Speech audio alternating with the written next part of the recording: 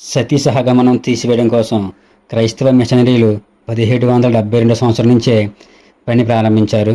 William Carey గారు అయితే 1803 సంవత్సరం నుండి సతీ సహగమనం రద్దు చేయడం కోసం పోరాటాలు చేయడం ప్రారంభించారు. సతీ సహగమనం రద్దు చేయడం కోసం ప్రయాసపడిన కొంతమంది క్రైస్తవ మిషనరీల యొక్క పేర్లు: విలియం కేరీ గారు, రెవరెండ్ రేలాండ్ గారు, థామస్ ఫోబెల్ బాక్స్టన్ గారు, జేమ్స్ ఫెక్స్ గారు, విలియం గేట్స్ గారు, క్లాడియన్ బుకానన్ గారు, జార్జ్ ఉద్నీ గారు, రెజినాల్డ్ హేబర్ గారు, విలియం జాన్స్ గారు, విలియం వెల్బర్ ఫోర్స్ గారు, విలియం వర్డ్ గారు, ఇంకా కొంతమంది సతీ సహగమనం తీసివేయడం కోసం చాలా ప్రయాసపడ్డారు. వీరి తర్వాత రాజా రామ్మోహన్ రాయ్ గారు, కందుకూరి వీరేశలింగం గారు కూడా వచ్చి పోరాటాలు చేశారు.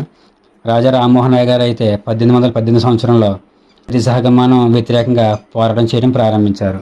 తద్వారా 1829 డిసెంబర్ 5వ తారీఖున సతీ సహగమనం రద్దు చేస్తున్నట్టు చట్టం వచ్చింది. దేవునికే మహిమ కలుగును గాక. ఆమేన్.